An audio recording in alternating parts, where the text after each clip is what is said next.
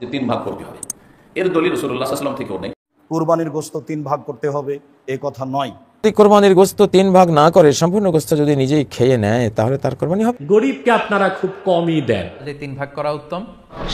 প্রিয় দর্শক, আসসালামু আলাইকুম ওয়া রাহমাতুল্লাহি ওয়া বারাকাতুহু। কুরবানি গরুর, কুরবানি পশুর গোশত আমরা যে সমাজে 3 ভাগ করে নিয়ে থাকি, এটি আসলে জায়েজ কি না জায়েজ এ ব্যাপারে অনেক উলামায়ে কেরাম অনেক রকম মন্তব্য করে থাকেন।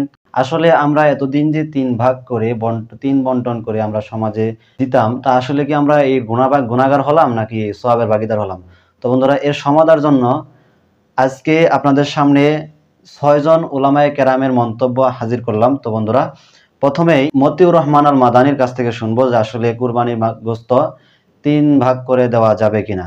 তারপরে থাকছে আব্দুর রাজ্জাক বিন ইউসুফ সাহেব, 3 নম্বরে থাকছেন কাজী ইব্রাহিম হুজুর এবং 4র্থ নম্বরে থাকছেন মুফতি আরিফ বিন হাবিব সাহেব, 5ম নম্বরে আছেন ডক্টর এনায়েতুল্লাহ আব্বাসী এবং 6ষ্ঠ নম্বরে আছেন প্রখ্যাত আলেমে দ্বীন ডক্টর মিজানুর রহমান আজহারি।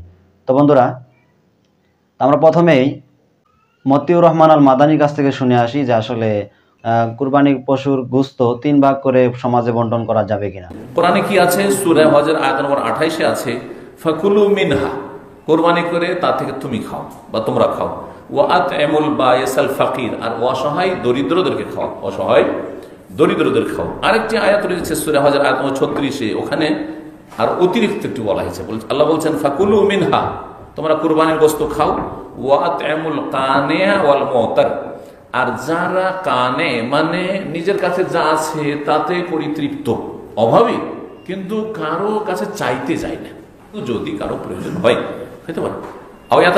কামেলা, কেউ যদি মনে করে যে আমি খাবো না, মোটেই খাবো না, যদিও কিছু খাওয়া সুন্নাত, সবটাই দান করবো, তাও জায়েজ। তবু মহাদেশে যে নিয়ম আছে যে 3 ভাগ করতে হবে, এর দলিল রাসূলুল্লাহ সাল্লাল্লাহু আলাইহি ওয়াসাল্লাম থেকেও নেই, কোনো সাহাবী থেকেও নেই, সাহাবায়ে কেরাম থেকে নেই। সালাফদের কেউ নিজে ব্যক্তি পর্যায়ে করতেন যে 3 ভাগ করে এক ভাগ নিজে খায়, 1 ভাগ আত্মীয় স্বজনকে খাওয়ায়, বন্ধু বান্ধবকে, আর 1 ভাগ গরিব মিসকিনকে দান করি। এইরকম কেউ বলেছেন ওয়াহু আমালু বাযিস সালাফ, সালাফ বলতে সাহাবী, তাবাঈ, তাদের জামানায় কেউ এরকম হয়তো করেছে, কিন্তু কোনো হাদিস আসার এরকম নেই যে 3 ভাগ সমান সমান করতে হবে আর 1 ভাগ খাবেন আপনি, এরকম কিছু নেই। তো প্রিয় দর্শক, মতিউর রহমান আল মাদানির কাছ থেকে শুনলাম যে আসলে কুরবানির পশুর গোশত 3 ভাগ করে দেওয়া যাবে কিনা। তো এরপর যে আমরা শুনবো আব্দুর রাজ্জাক বিন ইউসুফ সাহেবের কাছ থেকে যে আসলে কুরবানির গোশত 3 ভাগ করে দেওয়া যাবে কিনা, উনি কি বলেন একটু মন্তব্যটা শুনে আসি। রাসূল সাল্লাল্লাহু আলাইহি ওয়াসাল্লাম 3 দিনের বেশি খেতে নিষেধ করেছিলেন। পরবর্তীতে যখন সমস্যা দূর হয়ে গেল, সবার যখন টাকা পয়সা অবস্থা ভালো হয়ে গেল, তখন তিনি বললেন কুলু ওয়াদ্দাখিরু ওয়াতিমু মা বাদালাকুম, এখন তোমরা খাও, বাড়িতে জমা করে রাখো এবং দাও, যা পারো দাও, যা পারো খাও, যা পারো জমা রাখো।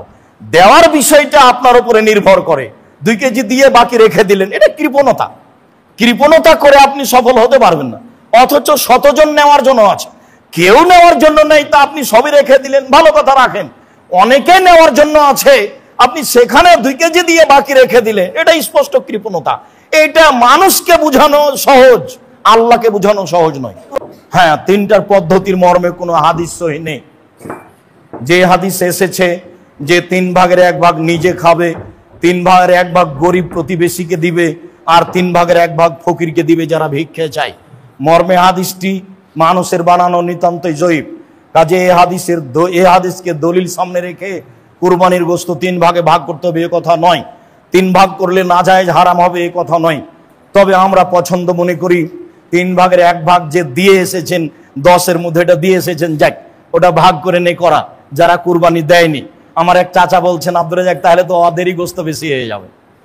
তো তাতে কি আছে, ওদের গোশত যদি বেশি হয় হোক, কিন্তু 3 ভাগের 1 ভাগ দিয়ে এসেছেন আর নিতে যাবেন কেন? আবার যারা বলছে নিতে গেলে ওটা বমি করার মতো হয়ে গেল, দান করেছে আবার ফিরিয়ে নিল। কুরবানির গোশত অত ছোট জিনিস নয়, খুব দামি গোশত, খুব সম্মানী, দিয়ে এসেছে আবার নিতে গেলে সেটা ওই বমন হয়ে গেল, এই কথা বলা যাবে না। কুরবানির গোশতের উপর এরকম কোনো মন্তব্য করা ঠিক নয়। কুরবানি যেমন খুব দামি পশু, কুরবানির গোশত তেমন দামি জিনিস, একে ফকির মিসকিনকে দিতে শিখতে হবে। হচ্ছে নেকির কাজ, কুরবানি অনেক বড় নেকির কাজ। যেসব মাধ্যম দিয়ে আল্লাহকে খুব বেশি সন্তুষ্ট করা যায়, তার একটা বড় মাধ্যম হচ্ছে কুরবানি। সম্ভবপর মানুষ কুরবানি করার চেষ্টা করবে আল্লাহকে সন্তুষ্ট করার জন্য, এই কথাই ঠিক। কুরবানির গোশত 3 ভাগ করতে হবে এই কথা নয়। তো এই পর্যায়ে আমরা শুনবো কাজী ইব্রাহিম হুজুরের কাছ থেকে। প্রশ্ন করেছেন, কেউ যদি কোরবানির গোশত 3 ভাগ না করে সম্পূর্ণ গোশত যদি নিজেই খেয়ে নেয় তাহলে তার কোরবানি হবে কি? সাদাকা, সওয়াবের কাজ। ইসলামে তো যে নিজে খায় এমন নিজের স্ত্রীকে খাওয়ায়, হাত্তা লোকমাতা তার ফাউহা ফি ফি ইমরাতিক, যে লোকমা তুমি তোমার স্ত্রীর মুখে তুলে দিলা, এটাও একটা সাদাকা। নাফাকাত রাজুল ইয়াহতাসিবুহা সাদাকা, ব্যক্তি যাই ব্যয় করে যেখানে সে সওয়াবের আশা করে, নিজে খাওয়া এটা একটা সাদাকা। ইবদা বিমান তাউল ইবদা বিনাফসিক, মানে নিজে খাও, নিজের পোষ্যবর্গ যারা তাদেরকে খাওয়াও, এটা তো প্রথম ব্যয়। এখানে অবশ্যই সাদাকার সওয়াব আপনি পাবেন। পুরো কোরবানির গোশত আপনি খেয়ে ফেললেও সওয়াব পাবেন, আপনার তো গুনাহ হচ্ছে না, কারণ এখানে দেয়া তো ফরজ না। তবে এটা এক ধরনের বখিলি, কৃপণতা, সেই জন্য সাধারণত কোরবানি যারা করে তারা এইভাবে করে না। কাজী ইব্রাহিম হুজুরের কাছ থেকে শুনলাম যে আসলে কুরবানি পশুর গোশত 3 ভাগ করে বন্টন করা যাবে কিনা। তো এই পর্যায়ে আমরা শুনবো ডক্টর এনায়েতুল্লাহ আব্বাসী সাহেব কি বলেন।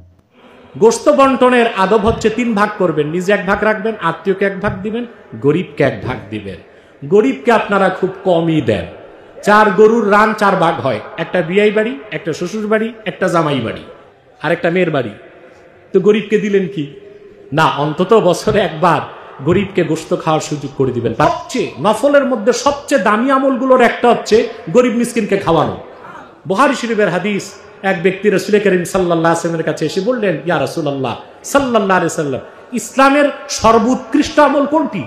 আল্লাহর হাবিব বললেন, তুতঈমুত তাআম ওয়া তাকরাউস সালাম আলা মান আরাফতা ওয়া মান লাম তারিফ। তুমি মানুষকে, মুমিন মুসলমানকে খাদ্য খাওয়াবে, আর যাকে চিনো না যদি মুসলিম হয় তাকে সালাম দিবে। তাহলে গরিব, অভাবী, মিসকিন, ক্ষুধার্ত মানুষকে যদি আপনার কোরবানির গোশত দিয়ে সহযোগিতা করেন, মেহমানদারি করেন, সওয়াব অনেক বেড়ে যাবে। তো এই পর্যায়ে আমরা শুনবো মুফতি আরিফ বিন হাবিব সাহেব এ ব্যাপারে কি মন্তব্য করেন। তো এক্ষেত্রে প্রশ্ন হলো, 3 ভাগের কোনো ভাগ যদি আমি কাউকে না দিয়ে নিজে রাখি, জায়েজ আছে কিনা? জায়েজ আছে, কৃপণতার পরিচয়। হ্যাঁ, জায়েজ আছে, কৃপণতার পরিচয়, জায়েজ আছে, এটা আপনি খাইতে পারেন। কোনো গরিবকে দিতে পারেন, যদি না দেন সমস্যা নেই, আত্মীয় স্বজনকে না দেন সমস্যা নেই, আপনার যেহেতু এরকম অভ্যাস না দিয়া খাওয়া, তো আপনি রাখেন, নিজে খান, কোনো সমস্যা নেই, এটা জায়েজ আছে। হ্যাঁ, 1/3 গরিবকে দেই আমরা সাধারণত, 3 ভাগের 1 ভাগ গরিব, 3 ভাগের 1 ভাগ আত্মীয় স্বজন, 3 ভাগের 1 ভাগ নিজেরা রাখি। তো এই পর্যায়ে আমরা শুনবো ডক্টর মিজানুর রহমান আজহারী সাহেব এ ব্যাপারে কি মন্তব্য করেন, উনি আসলে কি বলেন। ইবনে আব্বাস রাদিয়াল্লাহু তাআলা আনহুর মত অনুযায়ী 3 ভাগ করা উত্তম, তবে এটা আবশ্যক নয়। আপনি 1 ভাগ নিজে খাবেন, 1 ভাগ আত্মীয় স্বজন প্রতিবেশীদের দিবেন, আরেক ভাগ গরিব দুঃখীদের মাঝে বন্টন করে দিবেন, এটা উত্তম, কিন্তু এটা আবশ্যক নয়। পুরো গোশত যদি আপনার লেগে যায় আপনি ভোগ করতে পারেন, আর যদি আপনার কাছে অতিরিক্ত গোশত থাকে এটা আপনি আত্মীয়দের দান করুন, গরিব আত্মীয়দের আপনি উপহার দিন, গরিব মিসকিনদের, সুবিধা বঞ্চিত মানুষদেরকে আপনি এগুলো দান করুন। বুখারীতে আল্লাহ রাসূল সাল্লাল্লাহু আলাইহি ওয়াসাল্লামের একটি বর্ণনা, আল্লাহ রাসূল সাল্লাল্লাহু আলাইহি ওয়াসাল্লাম বলেছেন, কুলু ওয়া আতঈমু ওয়াদাখিরু, অর্থাৎ কুরবানির গোশত তোমরা খাও, ওয়া আতঈমু মানে অন্যদের খাওয়াও, ওয়াদাখিরু এবং তোমরা এটাকে প্রিজার্ভ করে রাখো বা জমা করেও রাখতে পারো, অর্থাৎ আপনি চাইলে ফ্রিজে রাখতে পারবেন, আপনি পরবর্তীতে খেতে চাচ্ছেন আপনি রাখতে পারবেন ইনশাআল্লাহ।